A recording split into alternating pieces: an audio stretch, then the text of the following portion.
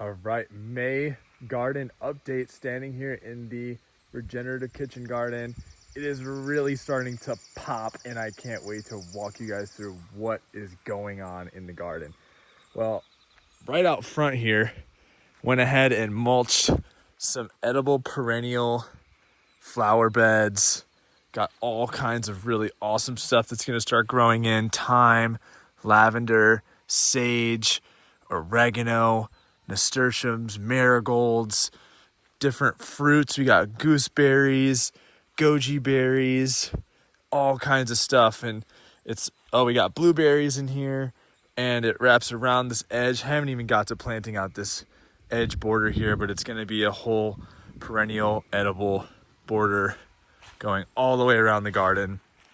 Just coming in full of awesome stuff, and really excited to see that thriving. Got some perennial kale I planted in here, angelica, more blueberry bushes.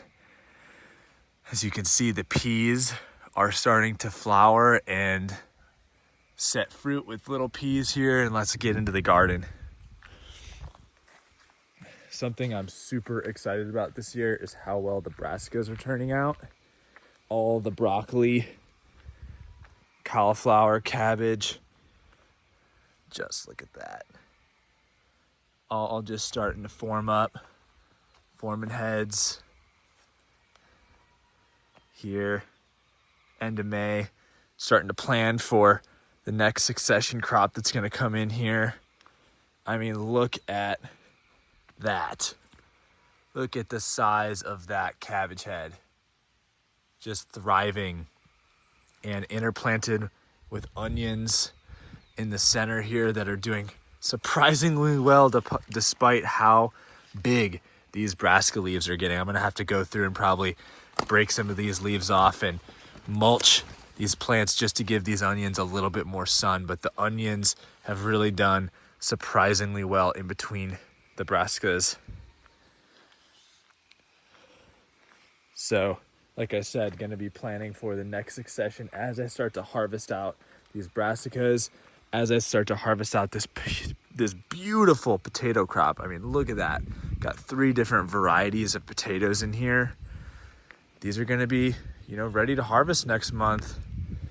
Maybe a little bit later, and planted after that. I think I'm going to put sweet potatoes in the brassica bed. And look at that kale crop. Kale crop is looking amazing. Notice I have these covers here. I covered these plants while they were small to keep off the white cabbage moth, the cabbage caterpillar, out. Just thriving.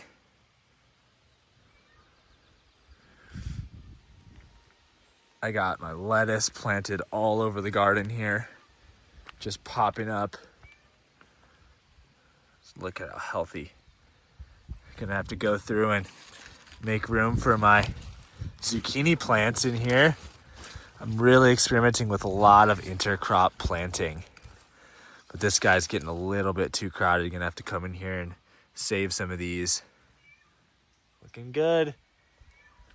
Like I said, the peas are starting to flower. Look at that.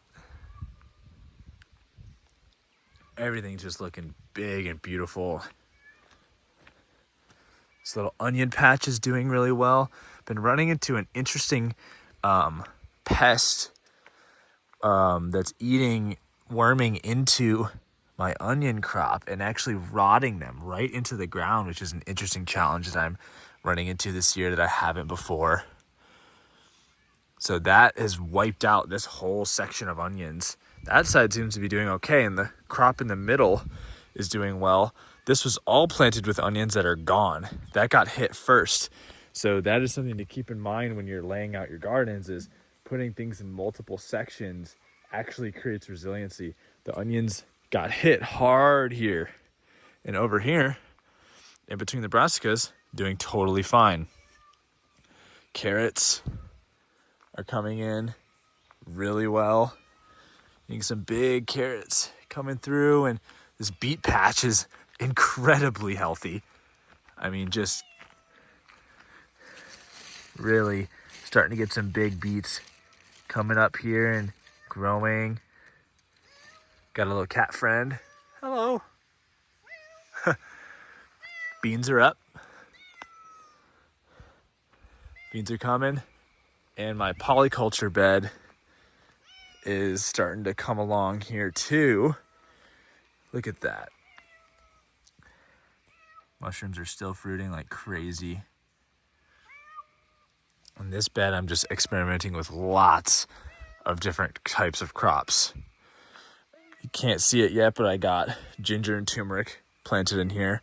Lots of different types of flowers, sweet potatoes starting to come up here from the slips.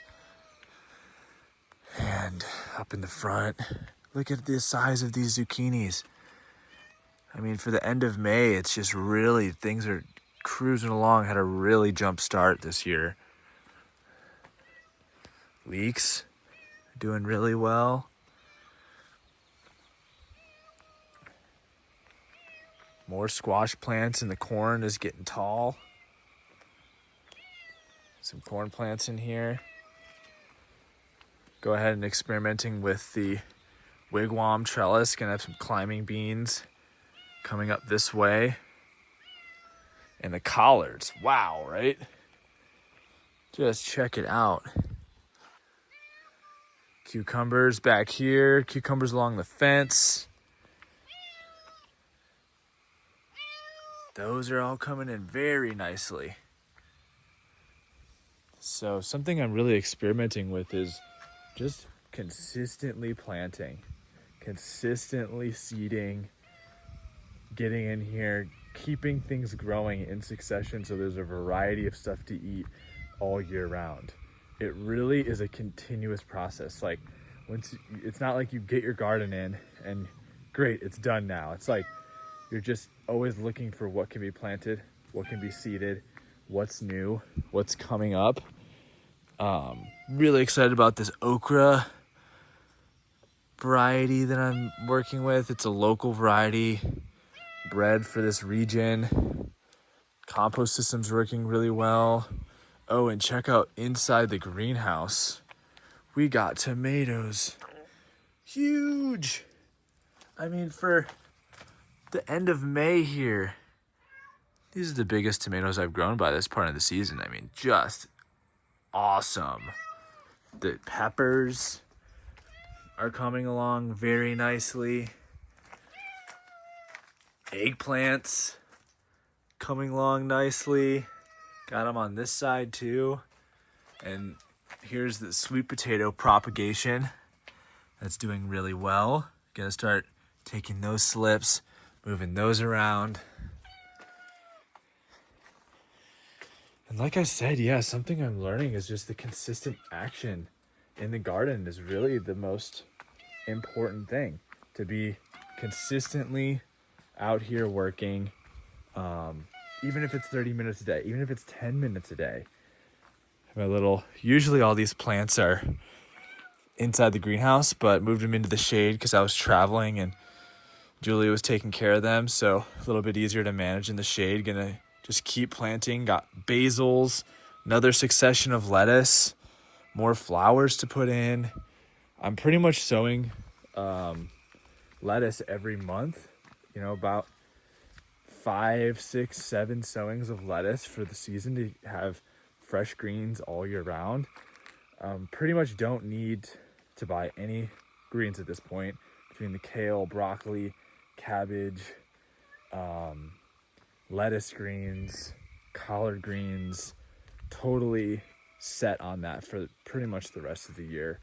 I'm just gonna keep them coming, keep them going in succession.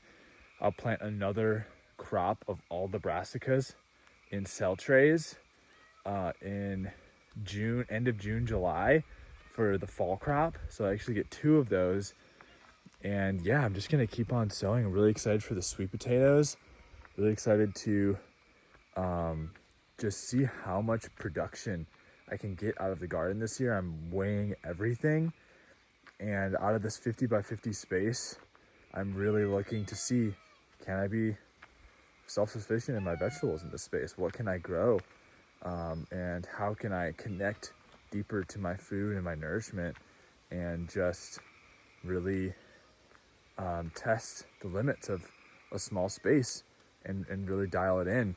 So that is really generally what's going on in the garden this month. I'm going to go ahead and make another update later in June and keep you all posted with how the experimental polyculture bed is going. I mean, just in this area, we got lettuce, we got flowers, that's a calendula, squash, beans, Swiss chard, nasturtium, marigolds, collard greens, beets, rutabaga, sweet potatoes. And then back here, I'm like arcing it up, gonna have some taller stuff. We got amaranth, ginger, turmeric, yacon. Really interesting crop. So I'm gonna work on this bed experimentally, just packing it full of awesome stuff and making it really visually and functionally amazing. So definitely stay tuned with the Regenerative Kitchen Garden, what's going on, how things are going, and I will keep you all posted. Thanks for tuning in. Like and subscribe to the channel. Stay posted with what's going on, and I'll be in touch.